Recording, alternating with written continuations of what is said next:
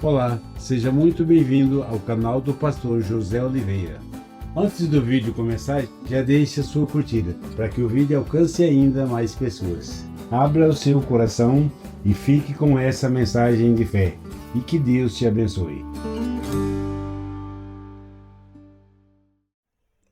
O texto para nossa meditação está no Salmo 34, 19. Diz assim: Muitas são as aflições do justo, mas o Senhor o livra de todas. Uma versão que eu gosto muito diz: os bons passam por muitas aflições, mas o Senhor os livra de todas elas. O Salmo 34 foi escrito pelo Davi num período da vida dele onde ele fugia do rei Saul. Rei Saul, que foi o primeiro rei de Israel, passa a ter inveja de Davi e procura matar, destruir, perseguir Davi.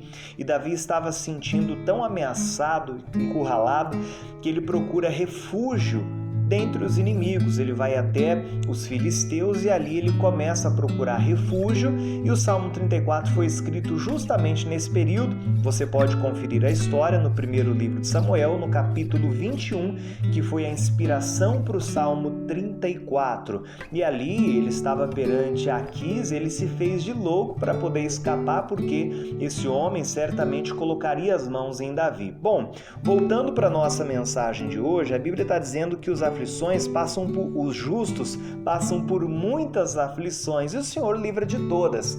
É legal a gente pensar que quando buscamos a Deus, todos os males, vão embora de nossas vidas, a tempestade se acalma, a vida vira um mar de rosas. Claro que é muito bom a gente ter uma imaginação assim, mas biblicamente isso não é verdade. O Senhor diz que no mundo tereis aflições. E nós estamos vendo aqui o salmista, um homem segundo o coração de Deus, fazendo uma observação, dizendo que muitas são as aflições do justo, as aflições das pessoas boas, mas o Senhor livra de todas elas. É como eu lembrar, por exemplo, de homens como Daniel, que foi lançado na cova dos leões, e embora Deus tenha dado livramento, Deus não impediu que ele fosse lançado.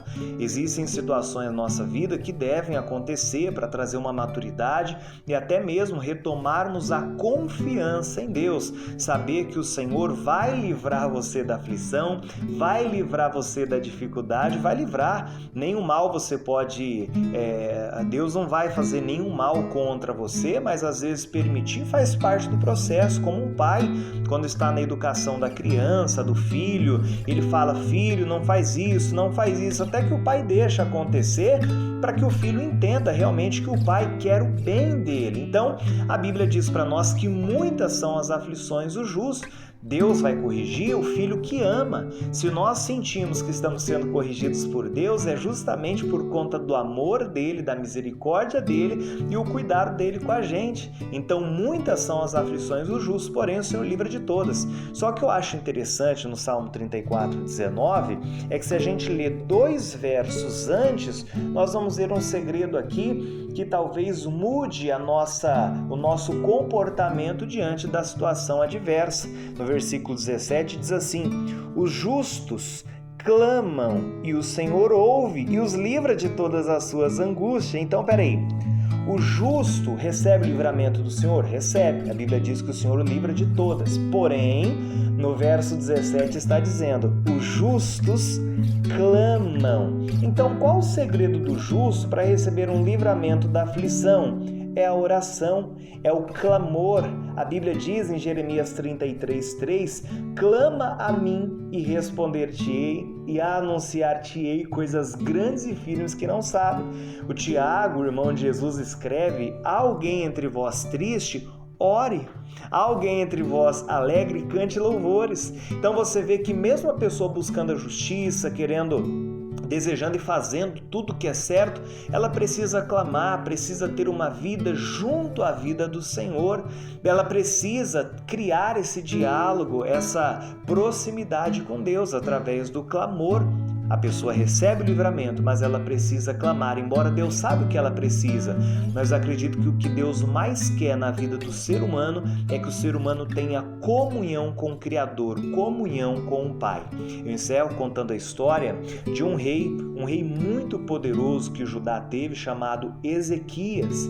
E esse rei, até da linhagem de Davi, esse rei estava desviado do caminho do Senhor, até que um profeta vem até ele e diz: Ezequias, põe a tua casa em ordem, porque o seu tempo acabou. Você vai morrer e não vai viver.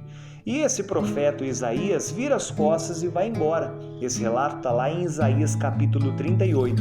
Quando ele vai embora, o rei Ezequias clama a Deus e começa: Deus, lembra-te de quando te servi, fiz o que era reto aos teus olhos, andei nos teus caminhos com o coração perfeito. Faz aquela oração, chora, se quebranta diante de Deus, e então ele recebe mais 15 anos de vida. Peraí. O que mudou na vida de Ezequias quando ele recebe a má notícia para quando ele recebe a boa notícia? Apenas o clamor. Ele não havia clamado antes, talvez não tivesse mais uma vida de oração, uma vida fervorosa diante de Deus, mas quando ele estava diante da má notícia, ele clamou. O que faz a diferença na nossa vida é o nosso clamor, é a nossa oração, é a nossa busca.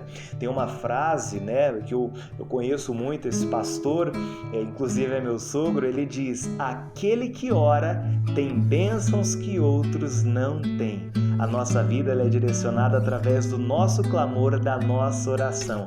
Lembre, os justos clamam e o Senhor ouve, o Senhor responde e livra da angústia.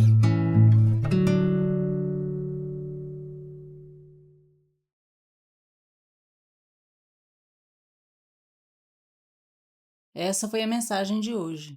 Se você gostou, comente aqui embaixo o que Deus falou com você. E não se esqueça de compartilhar com seus amigos. Para não perder mais nenhum vídeo, se inscreva no canal e ative o sininho. Fique com Deus e até mais!